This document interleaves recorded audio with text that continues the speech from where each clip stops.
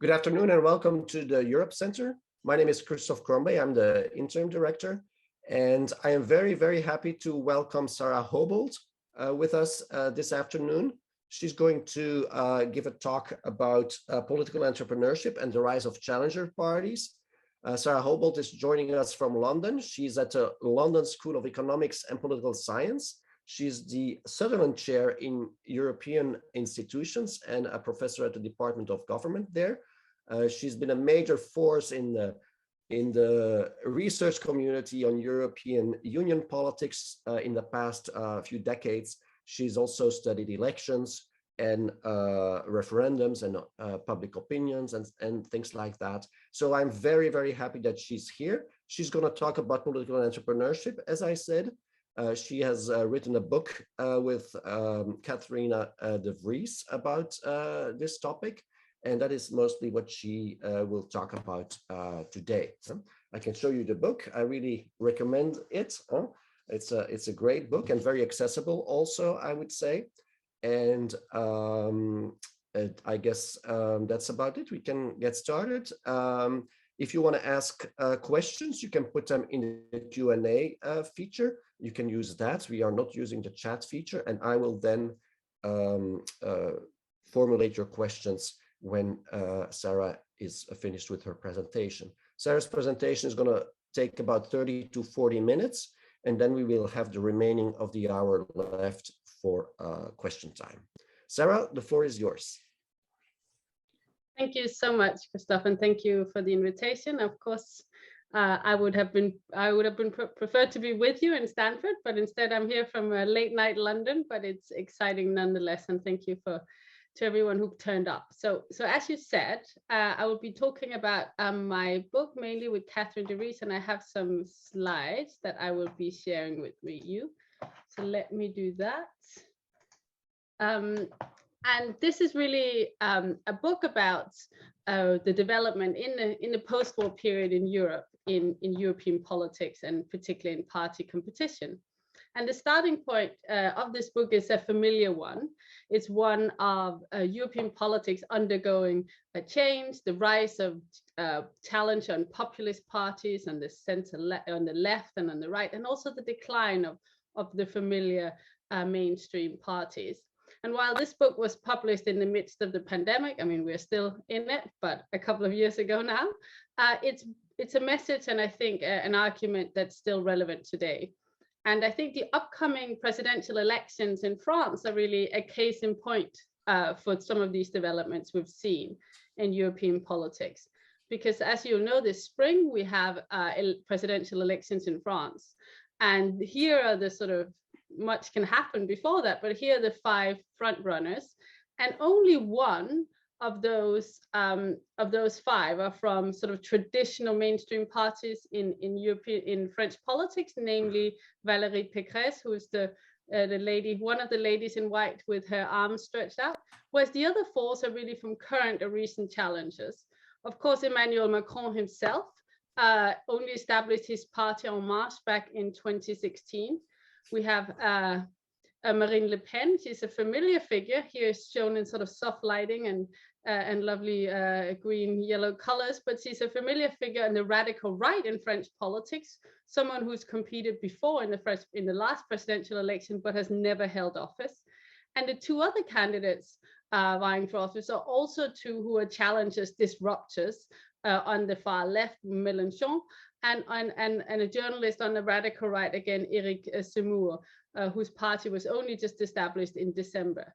So this, this old traditional, French politics, we no longer have just a traditional competition between the socialists on the left and the Republicans on the right. It's really the disruptors that are now shaping French politics. And this is not only in France we're seeing this. We're seeing this of course, in Italy recently, where we had even a government between the radical right-wing Lega and the populist 5-star movements that are sort of even hard to classify on the left-right spectrum. And across Europe, what we're seeing is the decline of mainstream, traditional mainstream parties, especially socialist parties. So a lot of these upheavals, a a lot have been written about them, in particular focusing perhaps on the rise of populists. And what we want to do in this book is take a sort of longer view, not focusing only on these recent changes, but also look at why is it that mainstream parties have in fact been able to hold on and dominate European politics for so long. And because that's in fact the case, if we take the long view, and this long view shown in this graph is 100 years of parliamentary vote shares in West European parliaments for the last 100 years. And there you can see perhaps not quite as much disruption as was the sort of picture I just painted for you in these upcoming French presidential elections. Instead, what you see here is really three major party families: the blue center-right conservative Christian Democrats, the red social democrats, socialists, and the yellow liberals have dominated for the past century. We do see a shift in particular since the financial crisis, with a rise on the far right, on the far left of the Greens and so on. But nonetheless, there's still some dominance. So what we're trying to focus on in this book is really this interaction between these dominant parties and the challengers, and between the dominance and innovation, rather than just looking at the change, also trying to understand what explains stability and what explains dominance. And because a lot of the literature is focused on structural long-term forces, deindustrialization, the decline in the working class and what that means for the center-left and so on. And that's obviously important, but that would suggest a kind of uniform shift in the fortunes of mainstream parties. And if we look at individual countries in Europe, we do not find a uniform shift at all. Instead, what we do find is, in fact, a lot of variation in challenger party success across countries. We find that in some countries, like my own birth country of Denmark, we find that the populist radical right emerged in the early 70s, and that's even before I was born. And then we find in other countries, this is a much more recent phenomenon.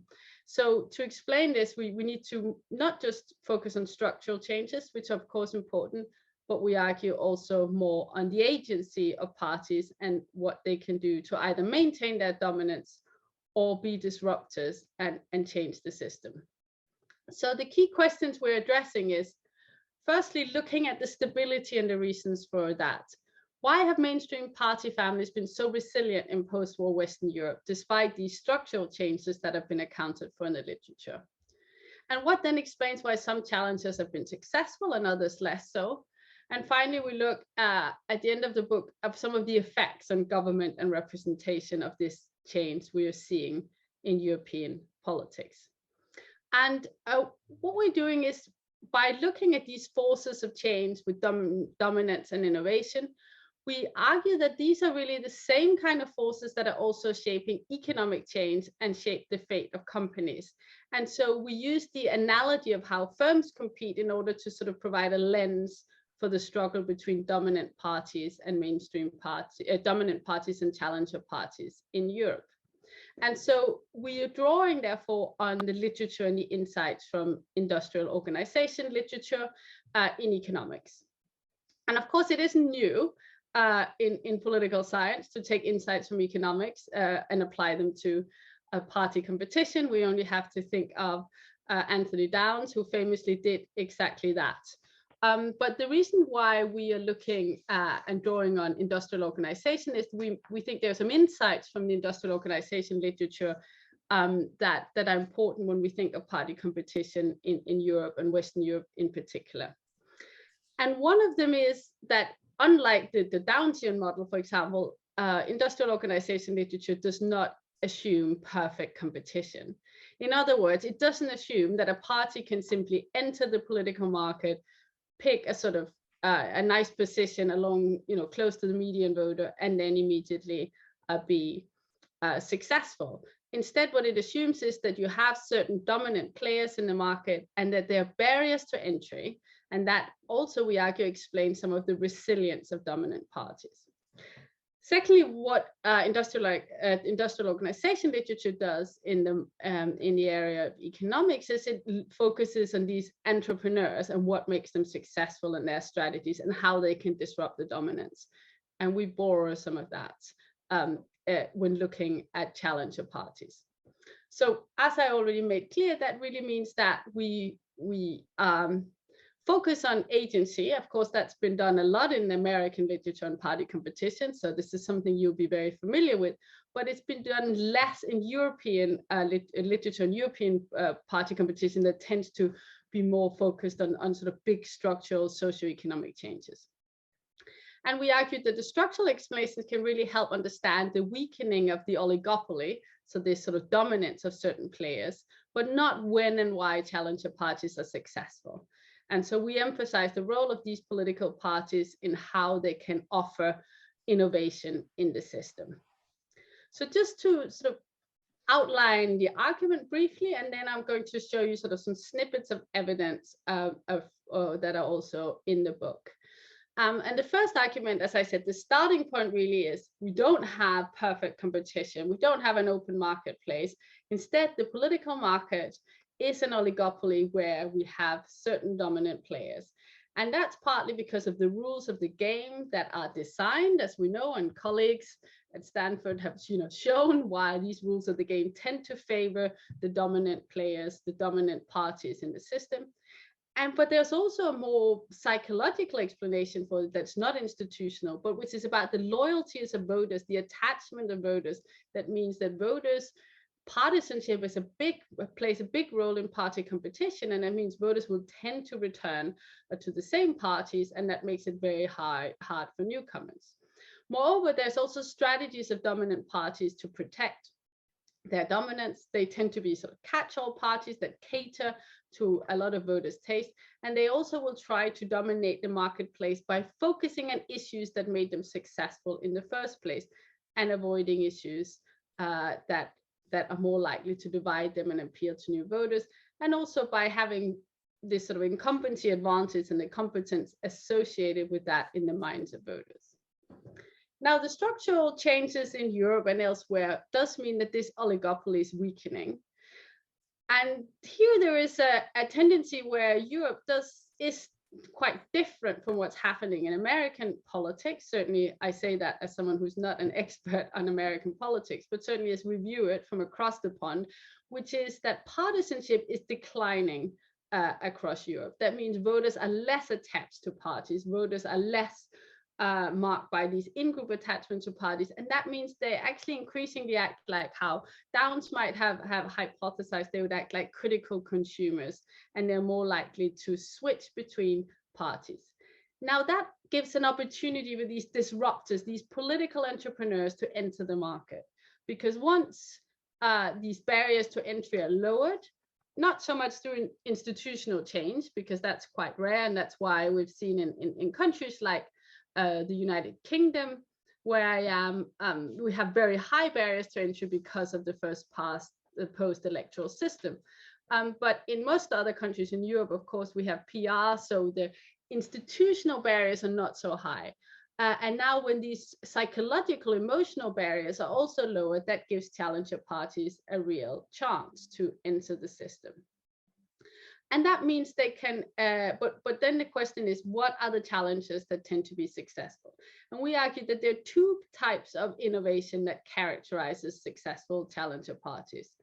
One is what we call issue entrepreneurship. So that is that they manage to take issues that drive a wedge in between existing coalitions that mainstream parties have dominated. So issues that don't align neatly with the dominant dimension of contestation, which in Europe we think of as the left-right economic dimension, which is all about how does the state distribute, what's the role of the state in the economy, and that's where mainstream parties have a comparative advantage. But what challenger parties do is they take up new issues like immigration, in the environment, European integration and Euroscepticism, and they mobilize those sort of issues and become successful that way, because it's very hard for mainstream parties to respond. The second kind of innovation is rhetorical innovation, and that has to do with how they try to undermine this competence advantage of mainstream parties through their anti-establishment rhetoric. And that's, of course, something we know quite well from populists, that they try and undermine the whole faith in the dominance of dominant parties by saying these are all corrupt and we should listen to the will of the people instead. Finally, then what we look at is the consequences of this rise of challenges. And the most obvious one is, of course, that the party system is fragmenting, and it's something we see across Europe. We have more parties, more instability, and that has consequences. It makes it harder to govern, but there might also be some more positive consequences for people being more mobilized, more engaged, but not necessarily more satisfied with democracy as it stands. So I will come back to some of these, but I wanted to just sort of, again, use this kind of firm analogy. Can we think about how that might apply to what we see when industries, when there's competition in industry? And in one example, I mean, some of you might be too young to remember the Nokia. Christophe, I'm sure you've never had one of these Nokia phones, but there was a time when that was all the rage. And they dominated the market. Nokia was old. They came out with the first handheld phone back in 1987. And since then, they managed really from the early 90s to entirely dominate the market of, I think you call it cell phones. In the States, we call it mobile phones, because I guess you can carry them around. And so they were the market leader because they managed to come up with this technology of these very small phones you could, and they had this sort of first mover advantage. Now, what happened is that they were not able to, in the early 2000s, to take advantage of the innovation in the wireless and internet technologies. And instead, of course, we know who became the new dominant player, which was Apple, and also to an extent Samsung, that launched this. Apple launched the first generation iPhone back in 2007, and Nokia never really managed to tap into that market. And so they went from a market share of about half of the market share of the cell phone market is in 2007 to just 3% in 2013. So that was a very rapid decline. And instead, Apple and Samsung became these new market leaders. And this story of the rise and fall of Nokia, which of course is more rapid than any kind of rise and fall we tend to find in European politics, although we've had recent examples, of course, in Greece and Italy of some quite spectacularly brief rises, the histories of rise and fall. But it also illustrates is what the Austrian economist Schumpeter would have called creative destruction. And so this is the idea that innovation creates new companies which simultaneously destroy old ones that fail to adjust after the initial innovation that Nokia has run its course. And so what Schumpeter does in the economic sphere is identify that as critical for economic change. And we argue, well, there's an analogy here to some of the political change that's happening across Europe, where challenger parties are the ones that innovate, and some dominant parties are unable to respond, whereas others respond quite a bit better than Nokia did in the early 2000s. So perhaps it's in order that I sort of clarify how we define this dominant and challenger parties. And to do this, we had to think about, well, what does power mean in the political sphere as opposed to in the economic sphere? And in the economic sphere, it's quite clear. So, what is your market share? Who sells the most cars or the most cell phones? But in the political sphere, there is a quite an important difference. And that is that, of course, you can't really sell your product unless you're in office or have some considerable office influence. It's not like you can be a sort of a niche mobile phone provider and still be able to sell some niche products, but that's not the case in the political sphere. Here, office really is the key to power.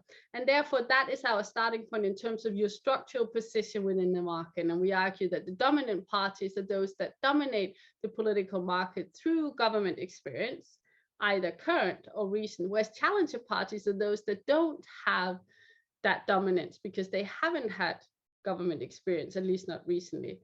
And that both is a disadvantage for them because they don't have the incumbency advantage, they don't have the experience, they don't have the attachment, but it's also freeing in terms of the kind of strategies that they can adopt. And so therefore we argue that that structural position within the marketplace leads to very different political strategies. And that's quite a different approach that's taken by most of the literature that looks at sort of classifying parties. Most of what they do is what they take what we call ideational approaches. So they classify parties on the basis of the strategies they adopt. And that's fine. For example, they might adopt it on the basis of, you know, the party families, which is ultimately about their programmatic strategies, or, you know, what do they focus on? But if we are interested in explaining the strategies, that becomes rather circular. So therefore, we take this non-ideational approach to explaining, to distinguishing these types of parties. And if we start with the dominant parties, we say, well, what are their strategies? What they're really interested in is to maintain their dominance. And there are some key strategies that we also know from the literature that they can use, and that have real parallels to what we find in a competition between businesses. And one is what we call distinctive convergence. And that's have real parallels in terms of this idea of these catch-all parties, or Downes's median voter theorem, which is what you try to do as a party is you try to have a, you know, recognizable brand, but with a broad-based and innocuous appeal. You try to be like Coca-Cola or McDonald's, you know, everyone knows you, but you're not offensive to anyone. And so that means that what we tend to see the big dominant parties to do is they move to the center. And here's an example here from the manifesto data from Germany and the UK, just showing the major center-left, center-right parties and how they sort of operate mainly in the center. We see that the Labour Party didn't do so in the 80s, but they were also really out of power and quite unpopular. So they did move to the left, but normally they stay quite close to the center, but they also don't, what Downes calls leapfrog. Yeah, they don't sort of, they still have to have their distinctive brand. So they don't go to the left or to the right of the other party, but they do stay in the center. Now, the second strategy is one of issue avoidance. So these parties came to power due to the coalition and their appeal around left-right politics. And that means they like to focus on issues that are closely aligned with that dimension, mainly economic, to do with redistribution, and to do with, you know, how the state should spend money and how it should intervene in the economy. And that's how their coalition has been formed, and they feel more comfortable within that space. Whereas what challengers will try to do, as I'll come back to, is to try and disrupt that by talking about other issues. So we generally find that mainstream parties talk a lot more about economics, and that's a way in which they can stay in an area where they have issue ownership. What they also talk a lot about is their own experience and their competence, because they want to benefit from this incumbency advantage or government experience advantage they have. And we do see here on the right that there is, by highlighting political experience and ability to govern generally across countries in Europe, they tend to be seen as more competent mainstream parties than challengers, because maybe simply because they have been in office. Now, these strategies might be quite successful, but what has happened is that, as I said, the second point in our argument is that this oligopoly, this trust, this sort of almost psychological trust in these parties have been weakened. Some of that to do with socioeconomic changes. And some of that has to do with what we've seen is an ongoing decline in party attachment. Now, again, I know this might be a bit different from the sort of relationship between Republicans and Democrats in the US, where there's still quite high levels of partisanship and also high levels of polarization amongst partisans. But in Western Europe and Europe in general, what we have tended to see is a decline in attachment to parties. And that also means then an increase in the volatility, not surprisingly, in terms of voter switching. So what is illustrated here is individual level party switching between elections, where it used to be quite low, sort of less than 20% switching. So you'd have a lot of attachment, and they tend to be voters just voting for the same Social Democratic Party or Conservative Party over and over again. We now see that voters switch more. Of course, they can switch between one mainstream party to another, but often what we see is that the kind of gateway drug to leave your familiar party is really to go to one of these disruptive parties. And now that leaves the marketplace, the field wide open for challengers to try and use strategies to appeal to as many. So one thing I should say is, of course, we often tend to focus on these challenges that are successful. But of course, one of the things we did was to sort of make a list of, what are the challenger parties out there? And of course, there are hundreds of them, and most of them, in fact, are not very successful. Yeah, they sort of pop up and then they disappear, and they never really make it. But one of the strategies that are often successful, or often characterized as successful challenger parties, is through these innovation strategies. And the first innovation strategy that we identify is issue entrepreneurship. So it's policy innovation. So we argue that it's not just about, parties often have a hard time in persuading voters to change their ideological position to move them left or right. But what they can do is shift what voters think about when they go into the election. What is important to them? What are the salience of different issues? And what challenger parties tend to do is they will mobilize these wedge issues that are not neatly aligned with the dominant dimension of contestation. So they will mobilize in a European context. These can vary from context to context, but in a European context, issues that the dominant parties tend to often have a hard time with because of the sort of traditional coalitions they have are issues like the environment. Is this a left issue or right issue? That can be difficult to determine. European integration, again, traditionally that's been an issue where all mainstream parties agreed that was a good thing, and that makes it easy for challengers to go in and challenge that consensus by being more Eurosceptic. And finally, immigration, a massive issue across Europe, a real vote winner, and one that parties often have a hard time. For example, the center left has a very hard time going out and being sort of anti-immigration, and this is something that's used by challenger parties. Now, that's only one form of innovation. Another form of innovation is about the kind of entrepreneurship that has to do with the rhetoric that's used about the existing political system and establishment. And a key distinguishing feature of challenger parties is they're just much more likely to talk down the elite, whether that's the economic elite on the left or the kind of more political elite on the right. But they are very anti-establishment in their rhetoric. And in the book, we look at that both through expert data, but also by doing our own analysis of manifestos and also speeches to look at just how this sort of anti-establishment populist rhetoric is common amongst challengers. So this is just sort of an overview of some of the strategies, and that can lead us to some predictions about when is it that we are likely to see political change. And we formulate these on the basis of these two principles of political change. One, which is the principle of contestability, and the other, which is the principle of appropriability. So both of these principles are really about the incentives that political parties have to innovate. So a bit like the incentives you have in the economic marketplace to come up with a new product.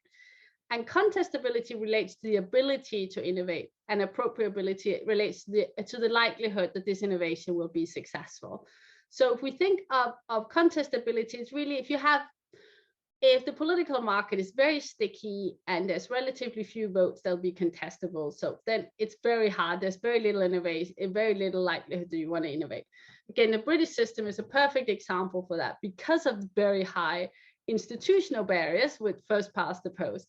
There have been a lot of there's always a lot of thinking, we could just go in and get rid of Boris Johnson by, setting up, like a fair and truth party. In fact, it was just like done today, but we don't know it's not going to succeed. Yeah, we know it's not going to succeed because it's close to impossible with these high barriers of entry in the British system. So there's very low incentive to innovate, with maybe from within parties, but not by creating new parties in the British system. So what we have is we tend to have increased contestability if you have the lowering of the sort of institutional barriers, but in systems where institutions stay constant, when there's a weakening of attachment to parties, or when they just become too similar. So often we find more innovation when we've had grand coalitions for a long time in systems, for example. Now, the principle of appropriability has to do with whether or not these challenger parties can then hold on to the electoral gains of their innovation. So if they introduce new issues, are they able to gain more voters? And that can happen when when, for example, there's new issues that become more salient, either because it's politicized or because there are external events that just make it more important. And that makes it much easier for these parties to break through. Or indeed, if we have particular scandals associated with the dominant parties, that makes them more vulnerable, such as we had with the corruption scandals in Italy in the early 90s. So just finally, to wrap up, I want to say a little bit about then what are some of the effects of the rise of challenger parties that we've seen and what might happen in the future. And one of the sort of most obvious effects is, of course, as you have more challenger parties being successful, you tend to get more fragmented parliaments with more parties, more smaller parties, more unpredictable election outcomes. Now, that means that it's harder to form government coalition. And it's also harder to make coalition agreements that stick. And you tend to get more instability of government. Now, this is just a graph from a survival analysis where you can see the dashed line here is where you have a high seat of share of challenger parties, and the other line is where you have a low seat share of challenger parties. And what it shows there is the government survival and days of survival. And what you can see is that generally you have lower levels of government survival. So governments don't survive as long in systems with high challenger parties, even if these challenger parties, of course, they are outside government, but it just makes it harder to form stable coalitions. And now we see the same, it tends to take longer to form coalitions. So we have now increasing examples in Netherlands, Belgium, of course, some of the prominent ones where it just can take over a year even to get to the point where you have a government. And that does become a problem. Now, you might say, on the other hand, isn't it great? Economists like innovation. So why don't we like innovation in politics? It's beautiful. It's an example of responsiveness to voter preferences. It means new issues are brought to the fore. And isn't that a good thing? And of course, we do see that voters generally respond when new challenger parties emerge. They respond by having a greater feeling of representation and efficacy. And there also is some evidence that it has a mobilizing effect, i.e. that sort of, in particular, disaffected voters. We did this case study of the emergence of the AfD, the far-right party in Germany. And there is evidence that they tend to mobilize voters on the right who might previously have not felt they had a party that represented them. However, it doesn't necessarily lead to more greater feelings of satisfaction with the democratic process. Maybe because there's just these promises are not being delivered, maybe because of the rhetoric around anti-establishment rhetoric, or maybe because that voting for a challenger party doesn't necessarily mean that your voice is heard in government. So let me just end by looking at where we might be going in terms of the future of European politics. So is this going to continue the way it is? And if it is, certainly the tendency seems to be one of ever greater fragmentation. And one of the reasons for this is really that some of the things that made the dominance of the sort of mainstream party dominance so successful are no longer there, namely this sort of socioeconomic and also emotional attachment to the big parties. So voters are just more critical and more likely to shift their way, even if it's between parties. And although there's still a lot of stickiness, as you saw in one of the very first graphs I show you, there is more fluctuation that we've seen before. And that we could move towards what, my co-author Catherine is Dutch, so she likes to call it this Dutchification. And that's Dutchification because in the Netherlands, they have like 34 parties, however many that stood in the last election. So they have a lot of parties. And as a consequence, a very hard time forming governments and having stable governments. But you could also imagine that you just have a replacement. So in our book, we argue, for example, that social democratic parties were once challengers, and of course, they're now very much amongst the dominant parties in European politics. And similarly, you could imagine that rather than having this sort of more fragmented system, you just have a system where sometimes you get these challenger parties a bit like Apple that starts out by being the disruptors, and Apple is not really the disruptors now. No, they dominate the market. They just want people to keep on buying the same new iPhone every time they make a little update, and that's the sort of thing. And they become the new dominant party. And for example, what we've seen in Greece is we had PASOK, the center-left party, and they almost disappeared. But then Syriza came and was, from the outset, very much behaving like a challenger party, and might maybe start looking now much more like just another center-left dominant party. And finally, we might have a kind of the reinvention of the dominant parties as we know them, but on the basis of reviving their market power by reinventing themselves, but very much reinventing themselves on their own terms instead of competing on the economic issues that made them successful in the first place. We've seen some of that with recent sort of successes of social democratic parties in places like Spain and more recently Germany. And of course, people active in these parties will think that's the strategy. So let me leave it there for now, and thank you so much. And I look forward to your questions and comments. Thank you very much, Sarah. That was great. I really enjoyed it. We can open the session to questions now. So if you want to ask questions, please type them in under the Q&A feature at the bottom of your screen. I will actually start by asking the first question myself. So you talked about the fact that one of the things that challenger parties do is they find a new issue. They find an issue that other parties are not paying much attention to, and then they appropriate that issue and make it very difficult as a result for the mainstream parties to sort of give or present a credible message on that issue and attract voters using that issue themselves. But if we look at some of the mainstream parties in Europe, and I'm thinking, for example, of the VVD in the Netherlands, and the ÖVP, the Christian Democrats in Austria, they have to some extent appropriated those issues also. So how does that fit into your story? And sort of related to that, do you consider that a more dangerous scenario for with respect to the future of European democracy in the countries where that happens?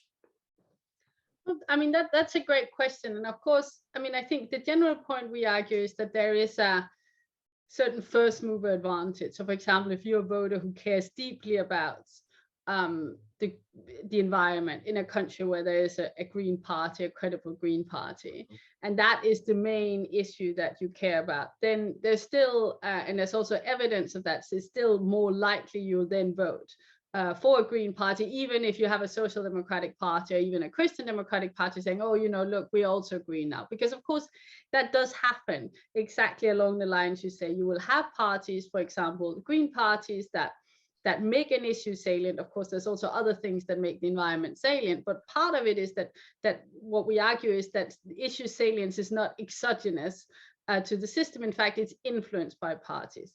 And by doing that, that means, of course, that then there has to become some response from the mainstream, and sometimes that is to try and adopt similar positions. And we've seen it also with the issue of immigration, which might be what you were referring to, namely that then the mainstream right and sometimes also the mainstream left sort of say, okay, look, we can also be a bit anti-immigration, a bit like the populist far right. And so again, as I said, there is some evidence that there is a first mover advantage, but of course, it doesn't mean that other parties can't also try and move into that space. One of the interesting things in terms of the effects of challenger parties that I didn't talk so much about is then how they shape the agenda. And in fact, that's also a bit what your question alludes to, that you have these challenger parties that have been partly successful, in fact, you know, moving the agenda away from focusing primarily and making voters sort of vote on the basis of some of these issues. And of course, there's a huge debate, you know, is it then always advantageous in terms of mainstream parties, then should they take the opposite position? Should they try and avoid it? But this issue avoidance that I say is one of the strategies of mainstream parties. They can't always hold it once the issue becomes such a dominant one to voters. So that's right. But the first mover advantage is one, of course, they're hoping for by innovating. Okay, I have another question also. So you one of the things that you emphasize in your book also is that you see the rise of challenger parties throughout Europe, but that the timing is quite different. And one of the reasons for writing the book, if I understand it correctly, was to sort of explain why you see the rise of one party here at that point in time, and then only later on in another country.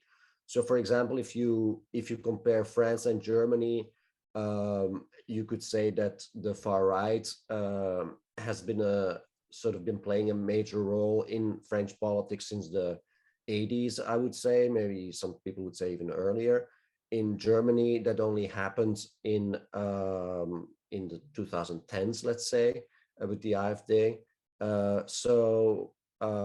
Whereas for the Greens, for example, it's the other way around. The Greens have been a major force in French politics since the 80s and not in France. So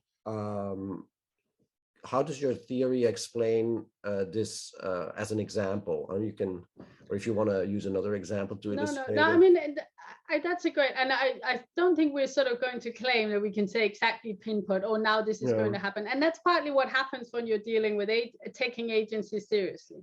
It's more sort of counterpoint to, if you believe a lot of the structuralist theories that dominate the theories of political change in Europe, they're basically saying, oh, look, we have these changes in the electorate. So we can sort of predict you're going to have this decline of social democratic parties, you're going to have this is going to happen to the mainstream, this is going to happen to the far right. So if you take that at face value, then you would expect to see a very similar development in countries like Germany and France that have very similar developments in terms of the sort of composition of, for example, the white working class. But we don't. And so that's when you have agency, and when you say, okay, some parties are going to come in and a sort of, Le Pen senior is going to come in and stir. I mean, I think there are some sort of more historical reasons for why the Germans have traditionally been more resistant to the far right than the French. But nonetheless, for example, you can take Sweden and Denmark, more similar maybe historically, yet you had the Progress Party in the 70s and the Sweden Democrats only decades later. And that's partly, do you have a challenger that's just successful? Back in the 70s in Denmark, you had a sort of a Glistrup who came in and was this very anti-establishment, flamboyant figure and down with everything and low taxes. And then he was like, oh, then they cottoned on to that. The immigration was probably the wedge issue they should use. And they've been very successful with that ever since. And so, and the Sweden Democrats did that only later, sort of broke out of, because one of the things we find is that just being very extreme in itself, for example, tends to not necessarily do the trick, just being, the most extreme, but you have to sort of often innovate by making new issues. So I'm not saying, oh, I can predict a kind of economic model of exactly when, but that's exactly because it's not a structuralist explanation. You have to have some entrepreneurs that seize the moment, just like we couldn't predict that Steve Jobs was going to invent exactly what he did. But what we could say is, what are the sort of things that it takes for innovators? And when you get an innovator, then that's the sort of thing that happens. So I think it's more kind of counter. It's not that these structuralist explanations don't work, but they can't explain why we see these very different developments in countries that have these very similar. If you look at just the voting, the changes in the demand patterns are very similar. Okay, great. Okay, I'll turn to the questions in the Q&A box now. And feel free to ask more questions if you want to. There's definitely still room in the list of questions here. First, there's a question about the party's ability to govern, and you talked about competence. And there's a question about how that is measured and how you can judge that, whether that's not a subjective thing to do. Could you elaborate a little bit on how you did that?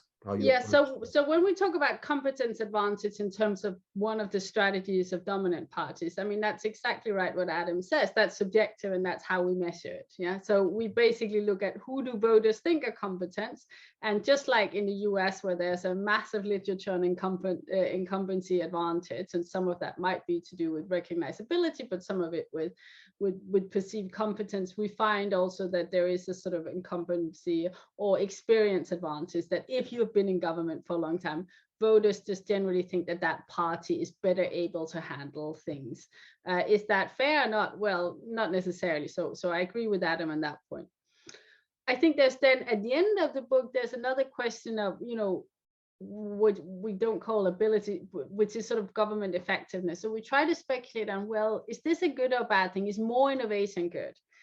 And in a sense, too much innovation in a political system, there is that tension between, yes, we want innovation for voters, we want responsiveness to voters, but also that political system rely on stability in order to have stable patterns of government.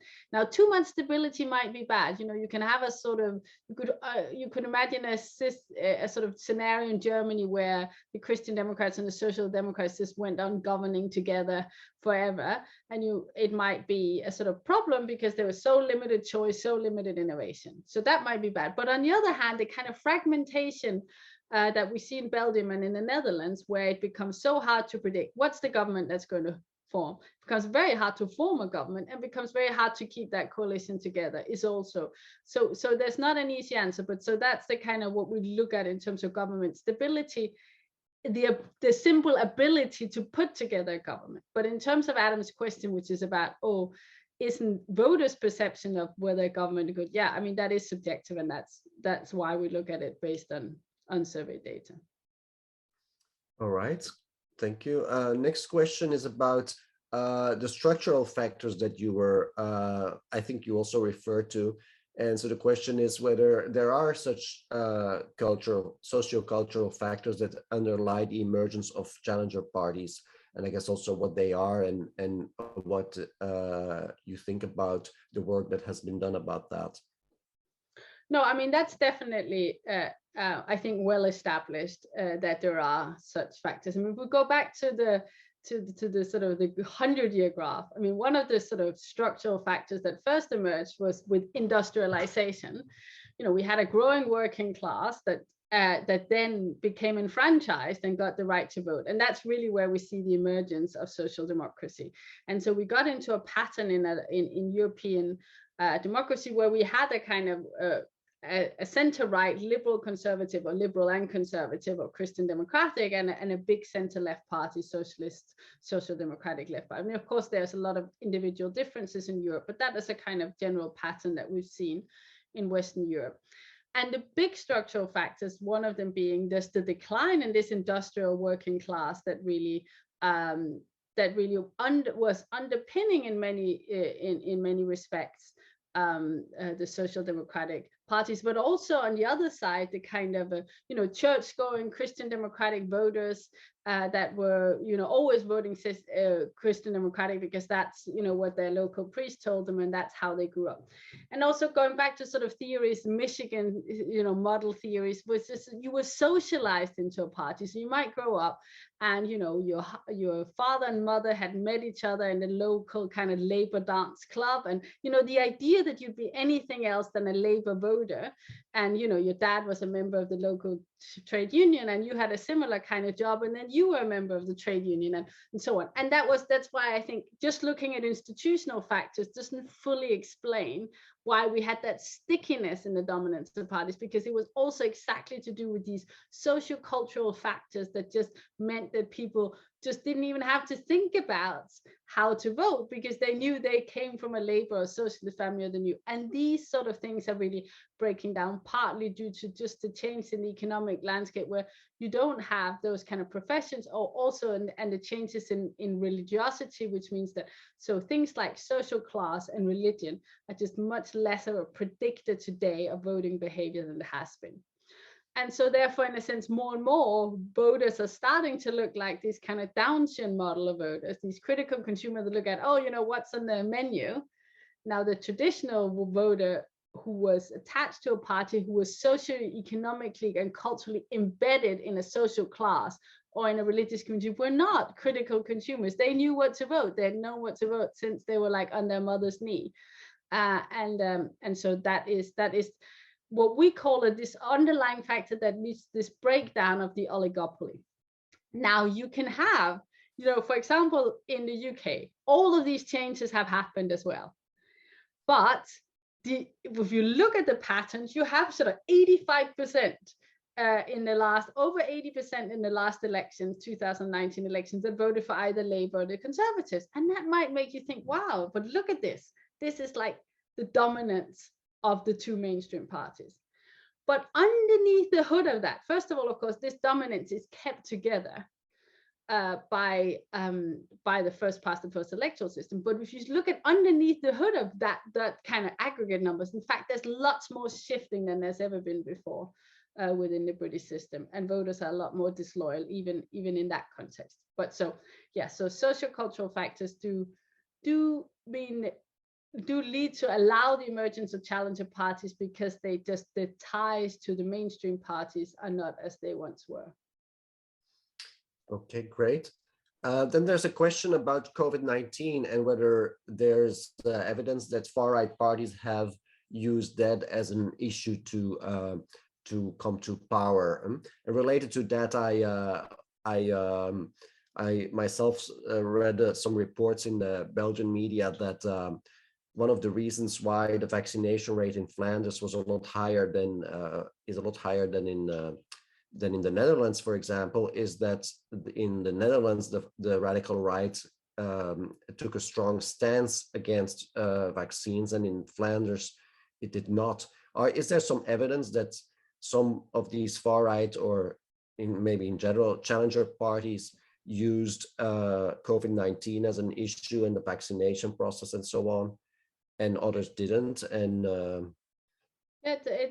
it's a great question, and actually, I mean, Catherine and I did wrote, I think, a monkey cage sort of piece on this at some point, but early in the pandemic, and we've also done some work on. It's not in the book, of course, because that was pre-pandemic, but on COVID. And in fact, what COVID did so far, if anything, has been in the outset to strengthen the dominant parties. And that's because what happens when you have a major crisis is you sort of have a sort of rally around the flag. And even if you don't have that sort of rally around the incumbent, people crave competence. And going back to sort of Adam's first question, I mean, that might be subjective, but people tend to think that the parties that have governed before might be more competent. So you don't, when you're in the midst of a crisis, a public health crisis, where your life is on the line, you don't have as much appetite for some disruptor.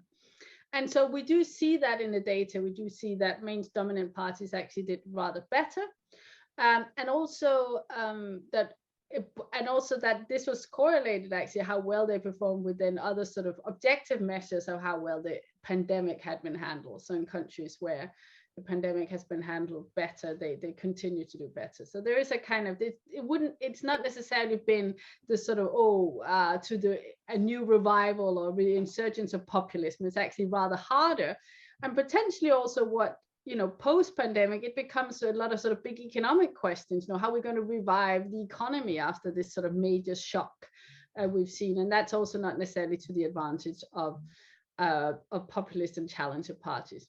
In terms of the issue of restriction of the COVID pandemic, where of course you've had some very vocal opposition, but if you look at the data in most European countries, it is not a widespread opinion that is sort of anti-vax or anti-restriction to that extent. Actually, there's been a lot less partisan split around the issue of COVID, a lot more support both for vaccinations and for restrictions in general. Of course, there can be some unhappiness with how governments are handling it, but it's not been a sort of it's not been an issue where you could really mobilize on a sort of very radical. So I think that's generally in Europe, and Christophe, you can talk to, maybe it's been different in Flanders. I mean, but there's been more noise than really sort of wide voter appeal in taking very extreme positions. So it's not generally been a vote winner, And also, you could imagine perhaps if we'd been in a situation where the vaccine had not been invented and we would have continuous lockdowns of the very most restrictive kind that we saw in the beginning, then it might have been something you could have mobilized long term. But I think we're coming to a point in the pandemic where even the restrictions are not as severe as they were because of death rate. So I can't see it. As I don't think it's been that kind of the big wedge issue that would give you kind of 20-30% of the votes, even though you can make some noise in the street. Christophe, you'll tell me whether it's different in Flanders, whether we've seen it on the streets. Not in Flanders. Not in Flanders, I don't think. Yeah, I mean, I just read some reports that maybe there was a correlation in how strongly the radical right argued against the vaccine process and the vaccination rate. But that was just in newspapers. Yeah, so I mean, of course, it's an evidence. issue. I mean, like anything, it's an issue to come over. But I think it's been a quite hard issue to mobilize at a very. And in fact, there's been quite high levels of trust in public health officials. Again, if we look at not the kind of noisy minority, but the majority. And if we compare again with the United States, where there's of course been real big partisan splits in vaccination take up, in things like compliance with masks and stuff. That's just, we have not seen in Europe these levels of partisanship, partisan divisions in terms of the response to the crisis, if we compare with the US. Okay. Next question, there's a question about from Alan Weiner about the fact that a lot of challenger parties don't make it. And then the question is whether you have a sense about why some particular arguments seem to be appealing to the electorate and others are not. What makes some challenger parties successful and others not?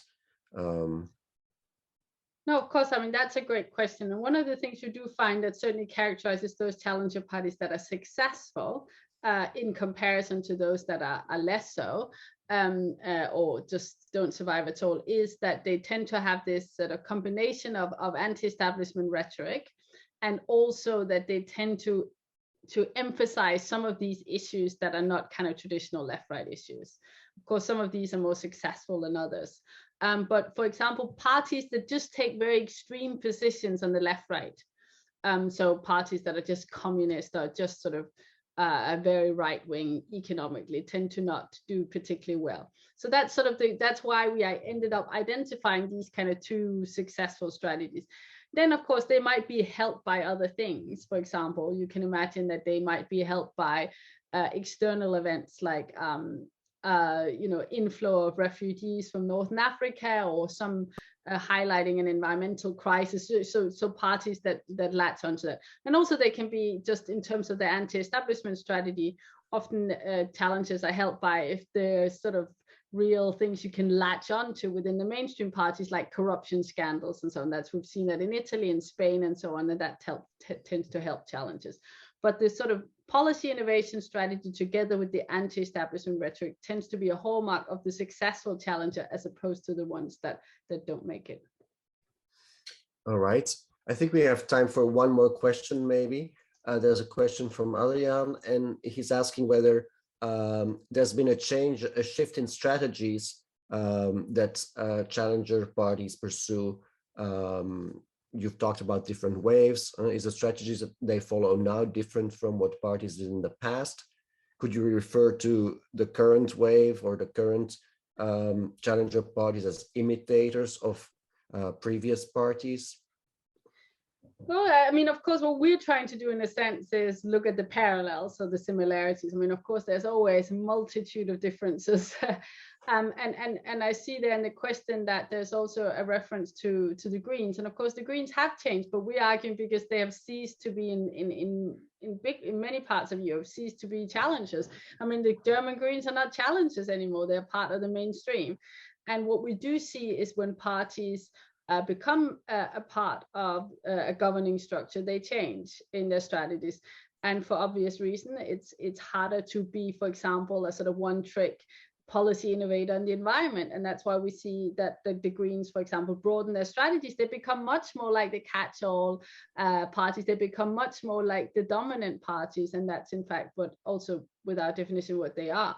And also on their anti-establishment rhetoric, you know, the Greens were, of course, very rebellious in all sorts of ways, and very disruptive of the system in the 80s in Germany, and they're not anymore, because now they're governing party and that's what they want to be. So that constrains them. Of course, it gives them power, but it's also a constraining factor. So that's one of the key things we find, that when challenger parties obtain power, that changes them. And one of the interesting thing about it is that sometimes, often, they don't want to be in power, some of these particular far-right populist parties, because exactly they know that they will then be held to account, and they can't be anti-establishment in the way they are when they stand on the fringes yelling in. So that's another thing, sort of departing from this, all parties are essentially just office seeking.